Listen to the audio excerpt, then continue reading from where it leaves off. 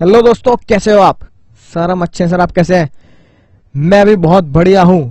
और आज दोस्तों, आज आपको पता है हमें शुरुआत करनी है जो आपको स्क्रीन पे दिख रहा है, यानी कि इन सीरीज की हमें शुरुआत करनी है और इस एलएलपी एक्ट का दी एंड करना है। तो दोस्तों आज का लेक्चर बहुत ही आसान, बहुत ही मजेदार, जो बिल्कुल रिलेट करेगा पापा मम्मी से, है कि नहीं बात? और आपको बहुत जल्दी, मतलब टाइम लगना ही नहीं है, बहुत जल्दी समझ में आ जाएगा। आज हम कवर करेंगे इस सीरीज को, पहली सीरीज सेक्शन 11 से सेक्शन 17 तक, 11, 12, 13, 14, 15, 16, 17, बहुत ही छोटे छोटे सेक्शन है और बहुत ही मजेदार सेक्शन है। आज ही हम इसको कवर कर डालेंगे। यानी कि जब हम इस सीरीज की तरफ बढ़ेंगे तो हमें ये जो 11 से 17 सेक्शन पढ़ने हैं, इसमें बिल्कुल आपको वही बातें लिखी मिलेंगी जो कंपनी के इनकॉर्पोरेशन में हमने पढ़ी थी। इसलिए सेक्शन के नीचे मैंने आपके लिए क्या लिख के दिया है? Incorporation of LLP, right. तो चलिए देखते हैं सर क्या पढ़ना है हमें इसमें। देखिए आपकी स्क्रीन पर शानदार जानदार एसआर के बना रखा है सारे के सारे सेक्शंस का, 11, 12, 13, 14, 15, 16, 17। सर 11 में क्या होने वाला है? 11 में क्या होने वाला है? 11 में जब हम कंपनी की तरह ही एलएलपी को बनाएंगे तो हमें एलएलपी के जो डॉक्यूमेंट्स होते हैं उनको रजिस्ट्रार को देना पड़ता है, यानी कि रजिस्ट्रार ऑफ एलएलपी को देना पड़ेगा, राइट। उसका एक कोड है बहुत ही शानदार, क्योंकि ये 11 सेक्शन आगे वाले सेक्शन से रिलेट करता है, इसलिए सीक्रेट कोड क्या रखेंगे? सब्सक्राइब करें पैसा कमाए सीए से लिखवाएं। बोलना जरा, सब्सक्राइब करें पैसा कमाए सीए से लिखवाएं। सब्सक्राइब करें पैसा कमाए सीए से लिखवाएं। सब्सक्राइब करें पैसा कमाए सीए से लिखवाएं। ठीक है जी बात। सब्सक्राइब करेंगे पैसा कमाएंगे सीए से लिखवाएंगे। इसका मतलब 11 है ना, सेक्शन 11 का जो हमारा सब सेक्शन है, राइट, वो क्या कहता है? सब्सक्राइब करें पैसा कमाएं और सीए से लिखवाएं। इस सीक्रेट कोड के साथ फिर हम आगे बढ़ेंगे। रजिस्ट्रेशन, फिर आपको पता लगेगा रजिस्ट्रेशन कराते टाइम मुझे किन बातों का ध्यान रखना है। सेक्शन 13 हमें क्या बताएगा? Registered office.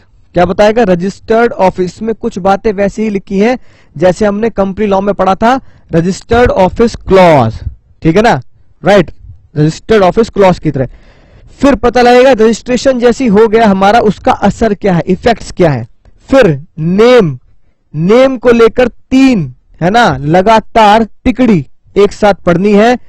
3 तिगारा नाम निकाला, है ना, 3 तिगारा नाम निकाला, राइट। इसको याद रखते हुए पहले नेम से लेके क्या कंडीशन होती है, बिल्कुल सेम कंडीशन मिलेंगी जैसे आपने पढ़ी थी नेम क्लॉज में, ठीक है।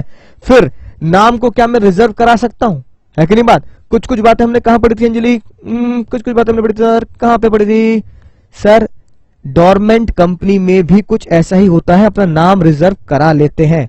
और अगर मुझे अपने नाम में बदलाव करना है, जैसे मैंने आपको दिखाया था रिलायंस इंडस्ट्रीज ने अपना नाम पहले रिलायंस टेक्सटाइल किया था, फिर नायलॉन माइलॉन लिमिटेड कर दिया था, जो भी था, है ना, और उसके बाद फिर रिलायंस इंडस्ट्रीज लिमिटेड करा था। क्या मैं नाम में बदलाव कर सकता हूं? सेक्शन 17 कहता है कर सकते हैं।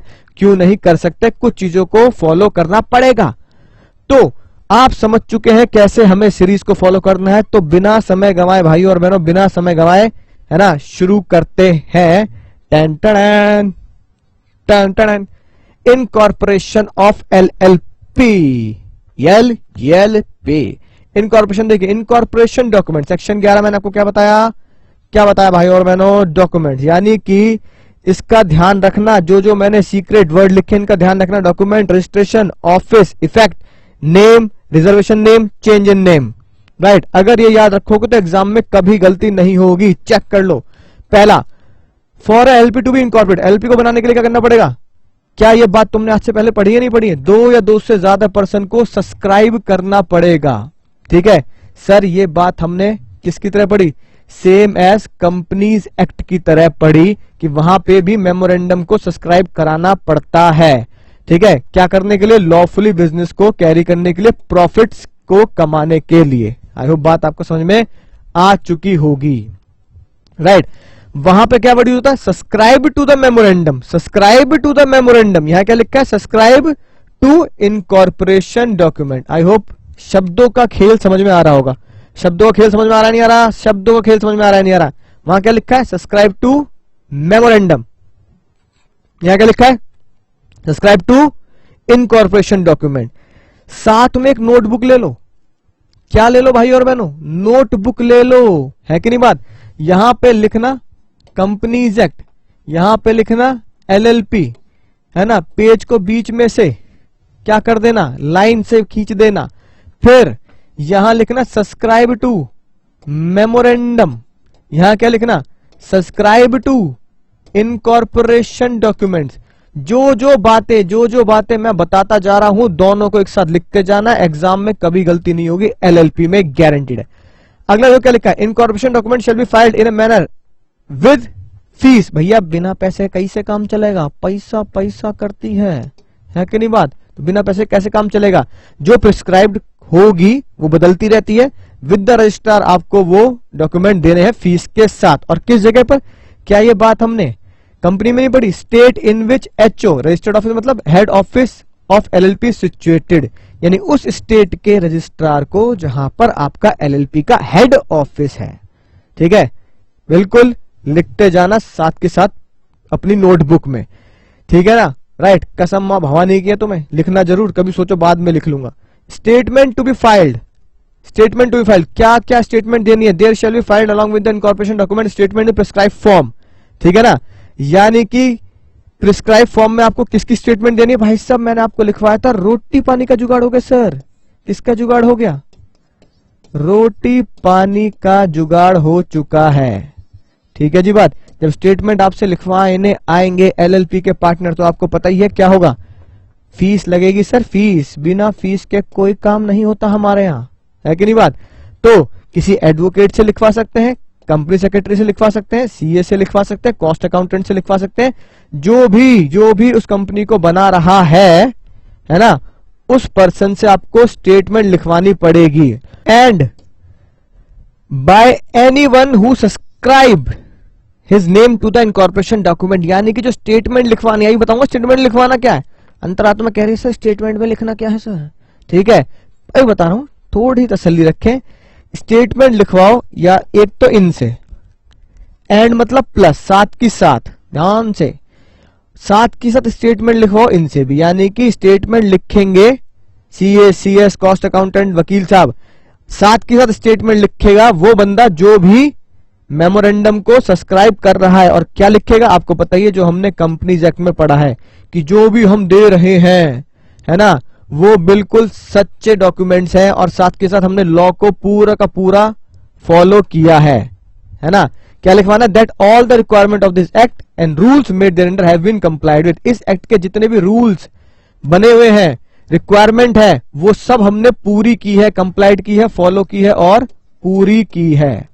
Right, in respect of incorporation, यानी इनकॉर्पोरेशन बनते टाइम पे। आई होप बात आपको समझ में आ चुकी होगी। सेकंड पॉइंट में, सेकंड पॉइंट आपको पता ही है, जब हमने इनकॉर्पोरेशन किया था कंपनी का तो भी हमने ये बात जानी थी कि sir name place animal thing देना पड़ता है कि नहीं बात? नेम प्लेस एनिमल थिंग देना पड़ता है, तो यही बात तो देनी है भाइयों और बहनों। The incorporation document shall be in the form as be prescribed, यानी कि उसी फॉर्म में होगा जो प्रिस्क्राइब्ड किया जाएगा। उसमें क्या देना है? नेम दे दो, यानी कि सारी सारी डिटेल्स देनी है। प्रपोज्ड बिजनेस, कौन सा बिजनेस करेंगे, ऑब्वियसली बात है वो क्या होना चाहिए? नलायको इलीगल थोड़ी कर लोगे, लीगल ही तो करोगे। State the address, name place, है ना, एनिमल, एनिमल के नाम कहाँ है हमारे लोग, ये रहे एनिमल, ठीक है ना। Name place address of each person, जो पार्टनर बनेंगे, टू बी द पार्टनर, जो पार्टनर बनेंगे जब रजिस्ट्रेशन हो जाएगा एलएलपी का ऑन इनकॉर्पोरेशन, है ना। State the name and address of the person who are as designated partner, उनका भी जो डेजिग्नेटेड पार्टनर भी बनेंगे, ठीक है, उनका भी आपको नेम प्लेस देना पड़ेगा। Contain such other information concerning the propose LLP as may prescribe, जो भी अदर इंफॉर्मेशन रजिस्ट्रार आपको बता देगा वो भी देनी पड़ेगी, जो वो प्रिस्क्राइब करेगा। उम्मीद है बात आपको समझ में आई होगी। ये जो डिटेल्स है, डिटेल्स एक्चुअली में दी जाती है फॉर्म, यानी ई फॉर्म, क्योंकि इलेक्ट्रॉनिक जाता ना, ई फॉर्म 2 में, है कि नहीं बात? ई फॉर्म 2 में डिटेल दी जाती है। राइट, लेकिन बात आई चोरों की, है कि नहीं बात? राइट, देखना चोरों के लिए क्या है, चोरों के लिए बहुत ही खास बात। If a person makes a statement as discussed above, जो भी बंदा स्टेटमेंट दे रहा है, ठीक है ना, राइट, कि सारे की सारी इंफॉर्मेशन आपको हमने ट्रू दी है, या फिर हमने लॉ के सारे प्रोविजंस को, लॉ की सारी बात को कंप्लाई किया है, फॉलो किया है, ठीक है, चाहे वो सीए हो, चाहे वो सीएस हो, चाहे वकील साहब हो, चाहे वो बंदा हो जिसने सब्सक्राइब किया है, ठीक है, इनकॉर्पोरेशन डॉक्यूमेंट को, राइट। अगर he knows to be false, भैया जब वो स्टेटमेंट दे रहा था जिससे वो स्टेटमेंट दे रहा था उसे पता था कि वो झूठी स्टेटमेंट दे रहा है, या फिर डज नॉट बिलीव, उसे इस बात का विश्वास नहीं था कि वो सच है, समझ लो ये बात does not believe to be true, उसे बिलीव नहीं है, इसे विश्वास नहीं है कि ये सच है। तैयार हो जाइए भाई और बहनों, तैयार हो जाइए। क्या सजा है? Punishable, jail. भैया जेल कितनी है? Jail imprisonment for the term which may extend, यानी कि कुछ दिन से लेकर 2 साल तक एक्सटेंड होगा, 2 साल से ऊपर नहीं जाएगा। लेकिन खतरनाक बात क्या, एंड लिखा है और नहीं लिखा। और एंड में फर्क जान चुके होंगे तुम। और का मतलब होता है ये या फिर ये, एंड का मतलब होता है ये और ये भी, यानी एंड के ऊपर हमेशा क्या लगाते हैं? प्लस लगाते हैं। एंड विद अ फाइन, साथ में भैया पैसे तैयार रखना। कितने रुपए? Not less than 10,000। 10,000 तैयार रखने हैं, जो कितने तक बढ़ाए जा सकते हैं? 5 लाख रुपए तक बढ़ाए जा सकते हैं, यानी 2 साल तक की जेल, 10 से 5 लाख रुपए। ठीक है ना? तो देखो इस बात को अगले एसआरके में साथ के साथ लिखते जाएंगे, ठीक है, राइट, ताकि आपको खुद भी ये याद रहे। सेक्शन 11 बोलता है अगर झूठी बात दी है, फॉल्स स्टेटमेंट दी है, तो एक तो तैयार रहना किसके लिए सर? जेल के लिए। जेल कितनी हो सकती है? जेल हो सकती है अप टू 2 इयर्स। ठीक है। दूसरा तैयार रहना किसके लिए? प्लस फाइन जमा करने के लिए, पैसा निकालने के लिए। फाइन हो सकता है सर कितना फाइन हो सकता है? 10,000 तो होगा ही होगा, जो कहां तक जा सकता है? Up to 5 lakh. तो मिनिमम 10,000 विच में एक्सटेंड टू 5 लाख। उम्मीद है सेक्शन 11 बहुत ही सिंपल था, बिना किसी टेंशन के आपको समझ में आ गया होगा। सर अब क्या करें? वापस चलते हैं किसकी तरफ? सेक्शन 12 की तरफ। ठीक है। सेक्शन 11 में क्या कोड याद हो गया? सब्सक्राइब करें, पैसा कमाएं, सीए से लिखवाएं। सब्सक्राइब करें, पैसा कमाएं, सीए से लिखवाएं। राइट, तो चेक कर लेते हैं सर। सब्सक्राइब करें, पैसा कमाएं, सीए से लिखवाएं, है ना? यही बात लिखी है, देखो। राइट, सब्सक्राइब करें, कैसे याद करेंगे सर? ये याद करेंगे हम, ये लिखा सब्सक्राइब करें। पैसा कमाएं मतलब फीस जमा करें। फीस मतलब नालायक हो, पैसा। फीस कहां जमा करनी है? फीस जमा करनी है रजिस्ट्रार को। और तीसरी बात, सब्सक्राइब करें, पैसा कमाएं और सीए से लिखवाएं। राइट, इनसे लिखवा लें कि भाई जो भी चीजें लॉ में लिखी है रजिस्ट्रेशन कराने के लिए, वो रिक्वायरमेंट और वो रूल्स हमने कंप्लाई किए हैं, फॉलो किए हैं। उम्मीद है कोड भी आपको याद हो गया होगा। अब आते हैं सेक्शन 12। सेक्शन 12 क्या कहता है? रजिस्ट्रेशन। ठीक है, यानी कि आपका इनकॉर्पोरेशन हो जाएगा, आपका निर्माण हो जाएगा रजिस्ट्रेशन के द्वारा। When the requirement imposed by, अब सुनना ध्यान से, clause B and C, clause B and C of section 1 of section 11, यानी कि पूरा का पूरा सेक्शन 12 सेक्शन 11 के ऊपर बेस्ड है। जब भी मैंने वो कोड बनाया है, ठीक है ना, कोड बनाया है, इसलिए यही लिख देता हूं आपके लिए कोड, ताकि आपको ये बहुत बढ़िया तरीके से याद रहे। सब्सक्राइब करें, पैसा कमाएं, यानी फीस यानी रजिस्ट्रार को, और सीए से लिखवाएं, सीए सीएस से लिखवाएं। ठीक है जी बात। तो ये क्या है सर? ये है हमारा एक क्लॉज ए, यानी सेक्शन 11 के अंदर जो सब सेक्शन 1 है उसका क्लॉज है। ये क्या है? क्लॉज बी है। और ये क्या है? क्लॉज सी है। यानी कि क्लॉज तक कैसे पहुंचते हैं? क्लॉज तक कैसे पहुंचेंगे नालायको? सेक्शन 11 सब सेक्शन 1 क्लॉज, है ना, क्लॉज ए। तो सेक्शन 11 के अंदर मैं जाऊंगा, उसमें सबसेक्शन 1 था, तो उसका हमने क्लॉज ए सब्सक्राइब करें, क्लॉज बी पैसे फीस जमा करें, क्लॉज सी सीए से लिखवाएं। अब समझना ध्यान से, when the requirement impose by clause B and C, B and C क्या है, फीस और सीए की स्टेटमेंट या फिर सब्सक्राइबर की स्टेटमेंट। फीस दे दिया आपने सब्सक्राइबर या सीएस की स्टेटमेंट लिखवा ली, ठीक है ना, कि सब कुछ कंप्लाई है। ये लिखिए बाद हैव बीन कंप्लाइड विद, आपने ये दोनों बातों को क्या किया, पूरा कर दिया, ठीक है जी। इन दोनों बातों को क्या किया हमने सर, पूरा कर दिया है, right. The registrar shall retain the incorporation document, उसके पास जो रजिस्ट्रेशन डॉक्यूमेंट रखे हैं, ठीक है ना, कॉमा, ये जो बात है इसको है ना ध्यान से देखते हैं, ब्रैकेट में करते हैं पहले, है ना। जो भी हम ब्रैकेट या कॉमा होता है उसको ब्रैकेट में ले लेते हैं ताकि उसको बाद में पढ़ेंगे जब सेंटेंस खत्म हो जाएगा, ठीक है। तो अगर इसको हम पढ़ेंगे तो कैसे पढ़ेंगे, right. The registrar shall retain the document and within the period of 14 days, वो डॉक्यूमेंट को रखेगा, है ना, और 14 दिन के अंदर रजिस्टर द इनकॉर्पोरेशन डॉक्यूमेंट, जितने भी डॉक्यूमेंट रजिस्टर कर लेगा, और साथ के साथ एक प्यार भरा है ना पत्र तुम्हें भेज देगा जिसे बोलेंगे certificate of incorporation that the LLP is incorporated by name specified therein, है कि नहीं बात। तो उम्मीद है समझ में आ चुकी होगी बात कि 14 दिन के अंदर आपको सर्टिफिकेट मिल जाएगा। फिर ये बात जो हमने ब्रैकेट में लिखी है सर इसको भी बता दीजिए, ठीक है, राइट। यानी कि certificate incorporation name specified therein आपको मिल गया unless the requirement of clause A. Clause A क्या है सर, क्लॉज ए है आपका सब्सक्राइब करने वाला, जब तक कि क्लॉज ए भी पूरा ना हो जाए। यानी कि सिंपल सी बात है, आपको 14 दिन के अंदर सर्टिफिकेट दे देंगे अगर आपने ये तीनों बातें पूरी कर दी, ठीक है। सब्सक्राइब भी हो गए डॉक्यूमेंट्स, ठीक है ना, राइट। पैसे भी, फीस भी चलेगी और सीए से आपने या सीएस से आपने लिखवा भी लिया। सिंपल।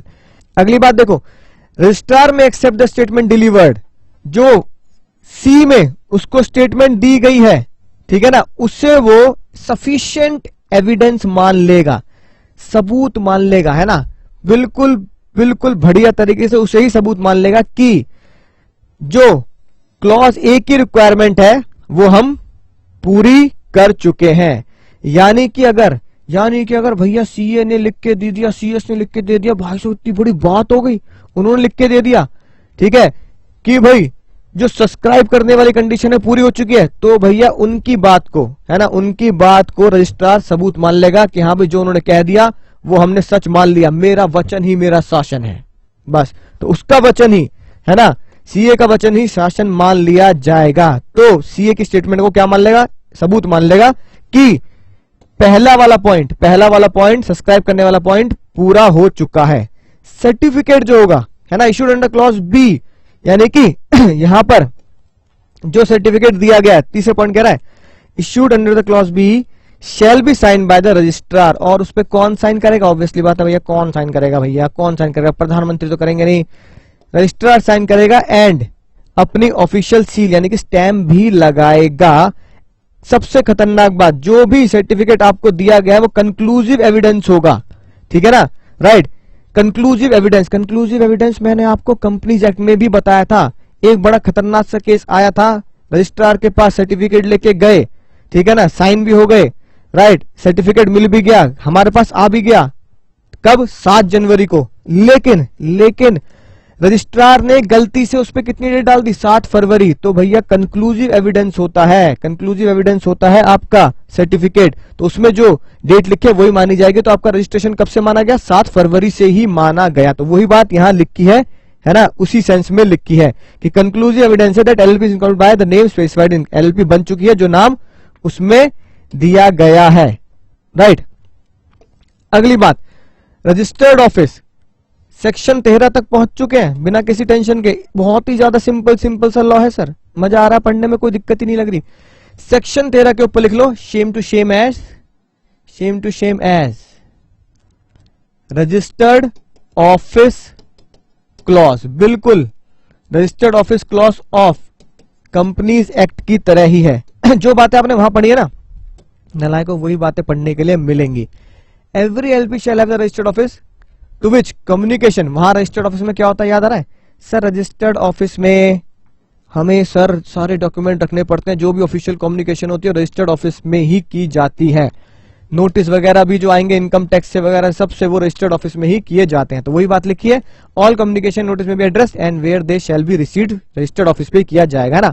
डॉक्यूमेंट में भी सर्व्ड, जो भी डॉक्यूमेंट होंगे है ना वो कहां सर्व होंगे, चाहे वो एलएलपी को दिए गए डॉक्यूमेंट, चाहे वो पार्टनर के नाम पे आया हो कोई चिट्ठी, चाहे वो कोई चिट्ठी डेजिग्नेटेड पार्टनर के नाम पे आई हो, ठीक है ना। Thereof by sending it by post under the certificate of posting और बाय रजिस्टर्ड पोस्ट और बाय एनी अदर मैनर, चाहे पोस्ट से आ रहा हो कोरियर से आ रहा हो, ठीक है ना। एज वी प्रिस्क्राइब, जैसे भी चिट्ठी आएगी किसी भी डिपार्टमेंट से, लेट से इनकम टैक्स से चिट्ठी आ गई तो वो कहां पहुंचेगी, बस इसे हाईलाइट कर लो, एट द रजिस्टर्ड ऑफिस, है ना। या फिर आपने कोई अदर एड्रेस दे रखा है, जैसे आप अमेजोन पे देते हो, अमेजोन पे अपना होम एड्रेस देते, फिर आप दे सकते हो कोई और एड्रेस भी, बिल्कुल वैसी आपने कोई और एड्रेस दे रखा है, specifically declared by the LLP for the purpose of such form and manner as may prescribe, कि भाई चिट्ठी पत्री के लिए तो हम इस एड्रेस पे है ना बात करेंगे, तो आपने जो एड्रेस दे रखा है वहां पहुंच जाएगी, कोई टेंशन वाली बात नहीं है। पर प्रैक्टिकल लाइफ में आपको पता ही है रजिस्टर्ड ऑफिस में ही दिया जाता है।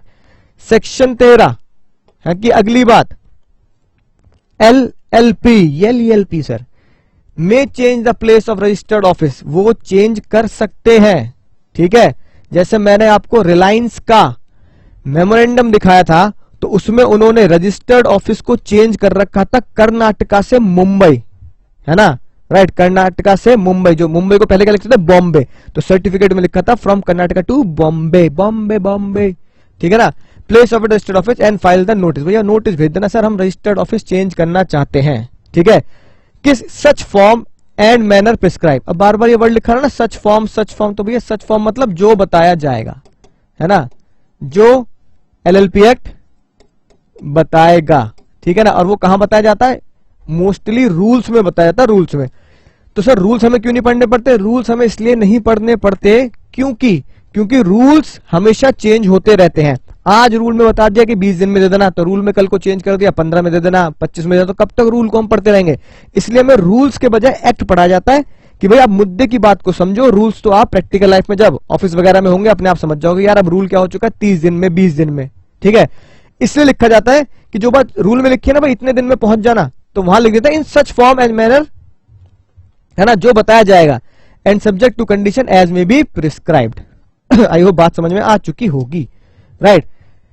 सच change shall take effect upon such filing, जैसे ही आप है ना नोटिस फाइल कर दोगे तो भैया उसका चेंज इफेक्टिव हो जाएगा, मान लिया जाएगा जब आपने नोटिस दे दिया होगा। अगली मजेदार बात, अगर आपने सेक्शन 13 के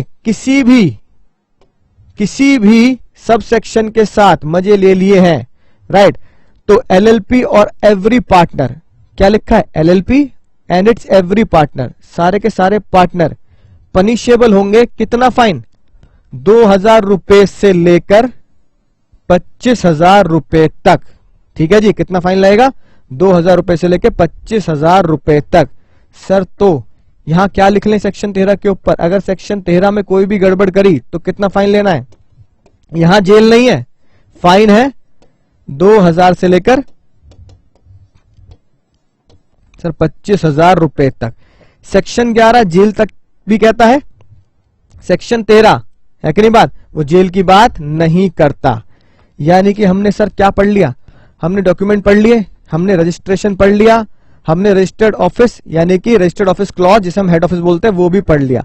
अब हमें चलना है सेक्शन 14 की तरफ, रजिस्ट्रेशन का इफेक्ट। जैसे ही हमारा एलएलपी का रजिस्ट्रेशन हो जाएगा तो उसका क्या इफेक्ट होगा, आपको पता ही है, वही इफेक्ट होगा जो हमने कंपनी लॉ में पढ़ा था, रजिस्ट्रेशन का इफेक्ट। सेपरेट लीगल एंटिटी मान लेंगे, एलएलपी अपने नाम से एसेट खरीद सकती है ना, कॉन्ट्रैक्ट कर सकती है, केस कर सकती है, एलएलपी के ऊपर भी कोई केस कर सकता है, कुछ इस तरह की बातें ही लिखी होंगी, same to same as effect of registration of companies under the companies act, right. तो देखो क्या लिखा है, इफेक्ट ऑफ रजिस्ट्रेशन, ठीक है सर, सही कह रहे थे आप, वैसी ही बातें लिखी हैं, राइट। देखना क्या लिखा है, suing and being to be sued यानी केस कर सकते हो और आपके ऊपर भी केस हो सकता है। अपने नाम से है ना प्रॉपर्टी खरीद सकते हैं, बेच सकते हैं, मूवेबल प्रॉपर्टी हो चाहे इमूवेबल प्रॉपर्टी हो, है कि नहीं बात। हैव कॉमन सील यानी कि स्टैम्प भी मिलेगी आपको। Doing any suffering any such other act and thing body corporate में भी लॉफुली डू, वो सारे काम आप कर सकते हो जो एक corporate body separate legal entity करती है ना। सुइंग एंड बीइंग सूड, ये बात आपको समझ में आ चुकी है, तो क्या लिखोगे, क्या लिखोगे नलायको, same to same as effect of registration of company under the companies act 2013। बिल्कुल सेम बातें है ना यहां पर भी लिखी है।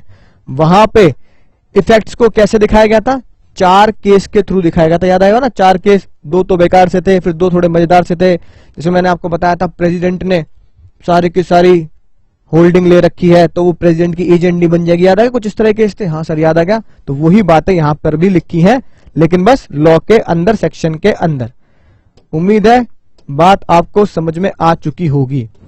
अब आता है नेम, यानी कि हमें अब 3 सेक्शन लगातार है ना, 3 गाने लगातार एक साथ सुनने हैं। 15, 16, 17, 3 तिगाड़ा नाम निकाला।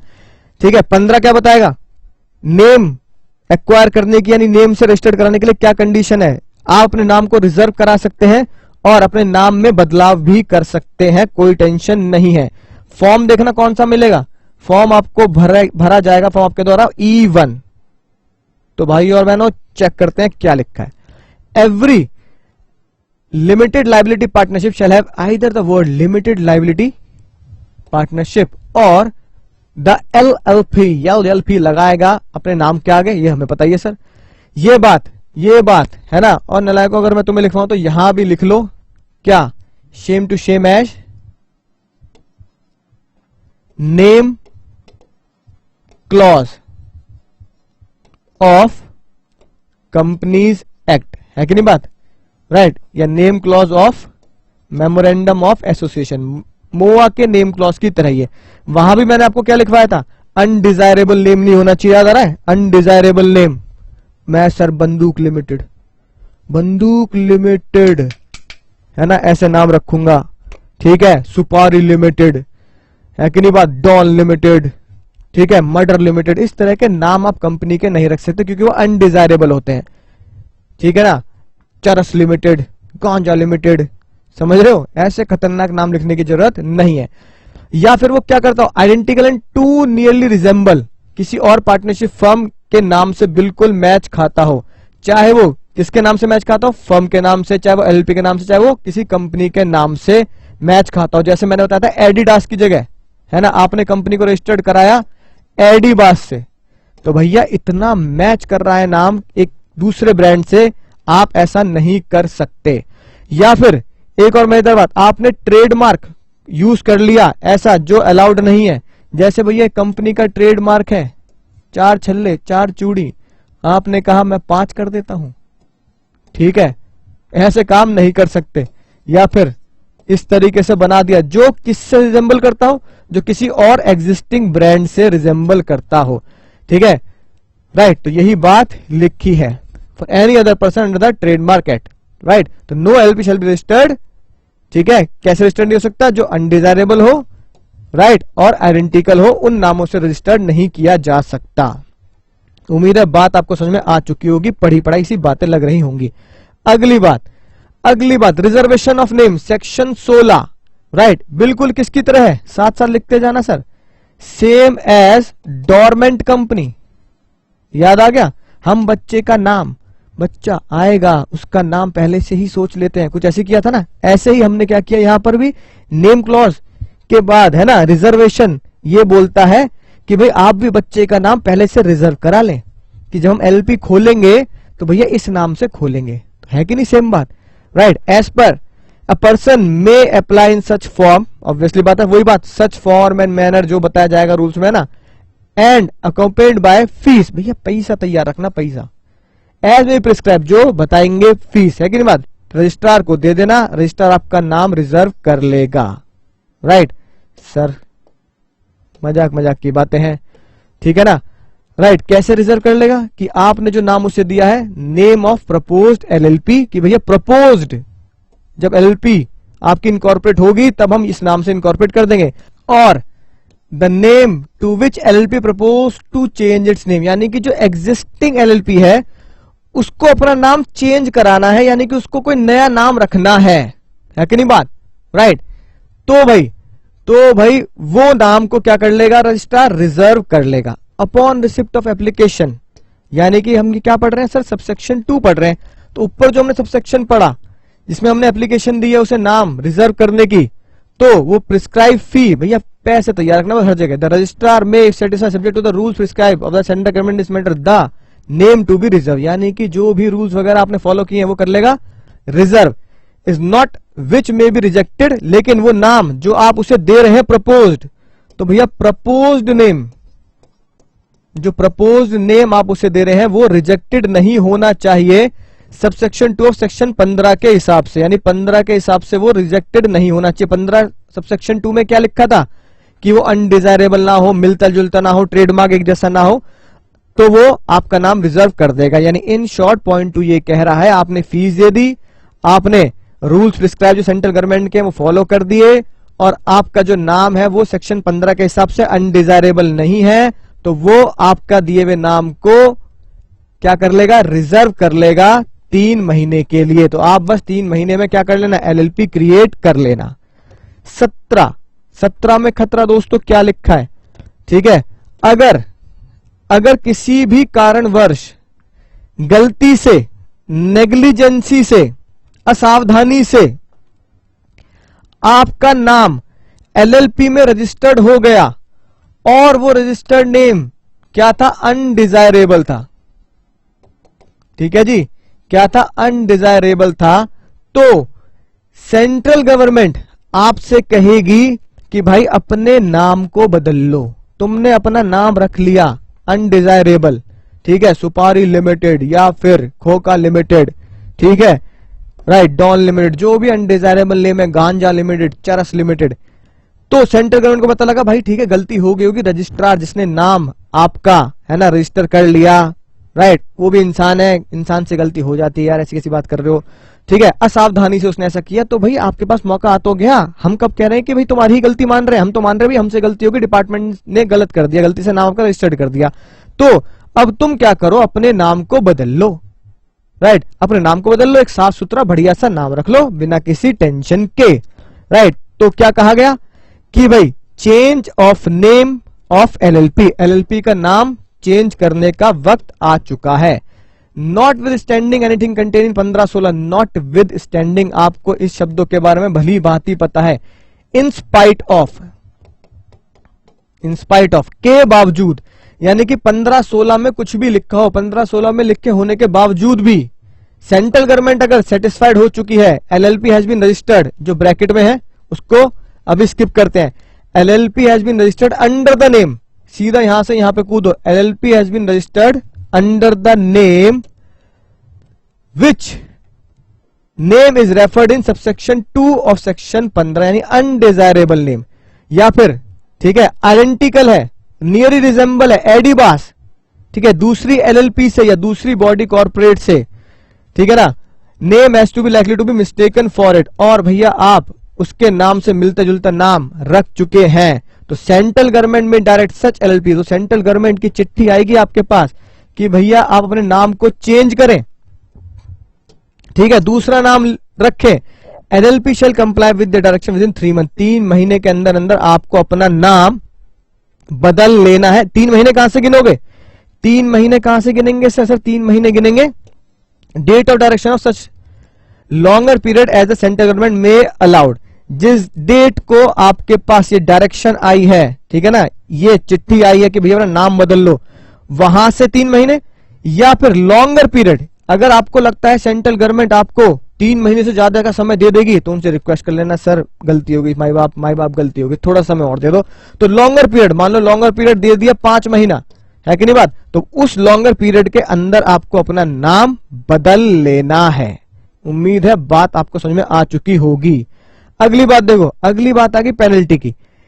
N LLP which failed to comply with the direction given under subsection 1 shall be punishable, यानी कि अगर आपने सबसेक्शन 1 की डायरेक्शन को कंप्लाई नहीं किया, समझ गए, सबसेक्शन 1 की डायरेक्शन कंप्लाई नहीं किया, यानी कि अपना नाम 3 महीने में नहीं बदला, तैयार रहो किस चीज के लिए, shall be punishable with a fine, पैसे तैयार रखना फाइन के नाम पर 10,000 रुपए, है ना, 10,000 रुपए रखना, बट विच में एक्सटेंड टू 5 लाख, राइट। ये किसके ऊपर है, ये है LLP के ऊपर, यानी कि पहली बात बिना टेंशन के पहली बात कहा लिखते हैं 10,000 से 5 लाख तैयार रखना फाइन, है कि नहीं बात, कितने रुपए का सर फाइन तैयार रखना है, ₹10,000 से 5 लाख तक जितना भी आपको बोला जाएगा, ये फाइन किसके किसके सर पे, है ना, लागू होगा, LLP, यानी LLP के खाते से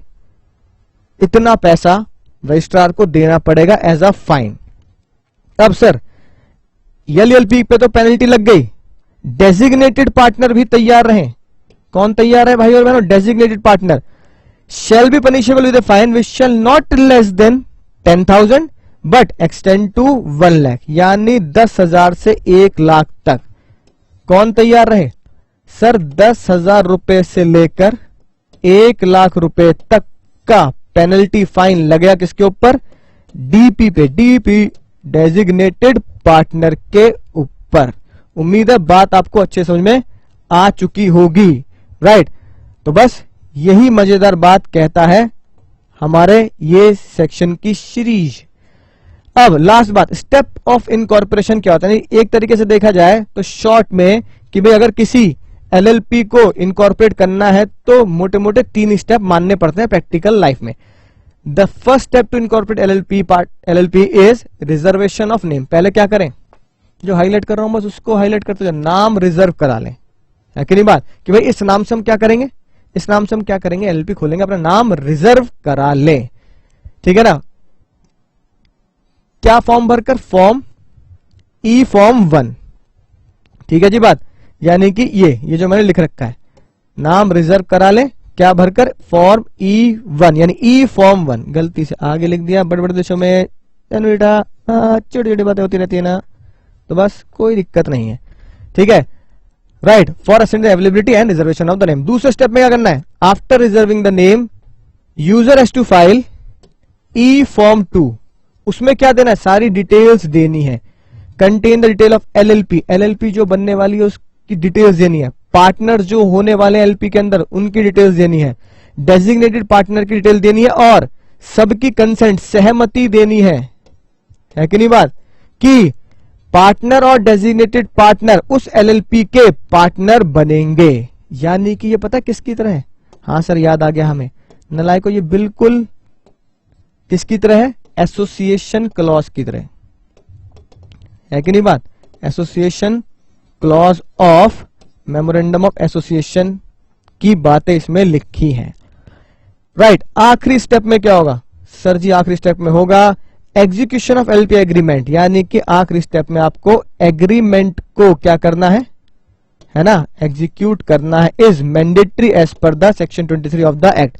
LLP agreement is equal to file with the registrar, और उसे कहां दे देना, रजिस्ट्रार को दे देना, इन फॉर्म जरूर याद करने, ई फॉर्म 2, यानी कि इन शॉर्ट नाम रिजर्व करना है ई फॉर्म 1, ठीक है, डिटेल्स देनी है ई फॉर्म 2, और LLP का एग्रीमेंट राइट एग्जीक्यूट करना है और रजिस्ट्रार को देना है किस फॉर्म में, ई फॉर्म 3।